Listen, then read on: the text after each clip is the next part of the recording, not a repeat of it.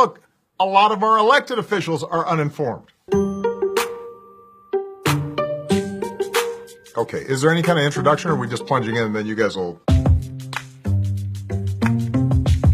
I don't care about politics. Look, I don't care about Pokemon, but that doesn't mean it won't keep on coming back. That's actually what people in power are betting on, that you'll check out, that you won't vote. And when you opt out, that's what allows other people to essentially fill that void. It allows them to do nothing about the things that you'd like to see government do. So if you really want to throw a wrench in their plans, throw them out. Vote in somebody better. Next. Why bother voting when I can't relate to the candidates? Now, this is actually a good question. For way too long, politicians haven't been representative of America as a whole. But that's changing this year. More women are running for office than ever before. More LGBT candidates are running for office. First-time candidates, young veterans of Iraq and Afghanistan, young leaders from across the political spectrum. So this year, more than any other year, you have the chance to change the face of politics so that it looks more like your own. You remember those hearings where members of Congress were asking Mark Zuckerberg questions like they'd never used the internet before? That's because they haven't. Here's your chance to vote for people who actually know what the internet is. My vote doesn't matter. Now, the last presidential election turned on fewer than 100,000 votes in 3 states. More people go to Coachella. Look, when it comes to something like Dancing with the Stars, people actually think their vote matters. But a vote in this November's election actually does matter. It could elect people who make our criminal justice system fair and your student loans easier to afford. And by the way, you wouldn't let your grandparents pick your playlist. Why would you let them pick your representative who's going to determine your future? Midterm elections are boring. Let me know when we're talking about a presidential race.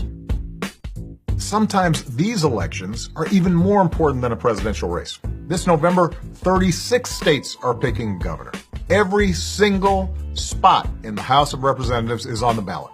Fill them with people who care about what you care about. Elections, by the way, aren't boring. You know what's boring? Scrolling through endless photos of your dinner on Instagram. That's boring. I don't know the candidates well enough. I'm uninformed. There are people running for office who don't think women should get equal pay for equal work, who don't think we should do anything about schools getting shot up, or who think we shouldn't raise the minimum wage for people who are working their tails off every day but still can't afford to pay the rent. Vote them out. Vote for somebody who shares your values.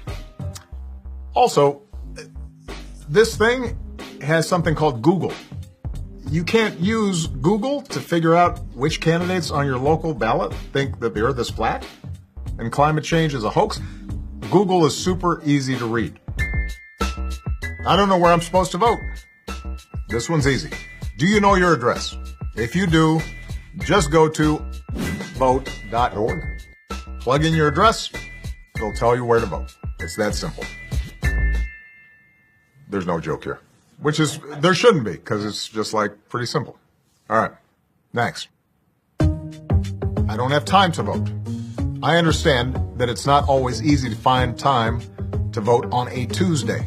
That's why in every state, you can get an absentee ballot, which you can mail in or drop off ahead of Election Day. And in 37 states, you can actually vote early, which is like going to a private Jay-Z Beyonce concert, just without Jay-Z and Beyonce.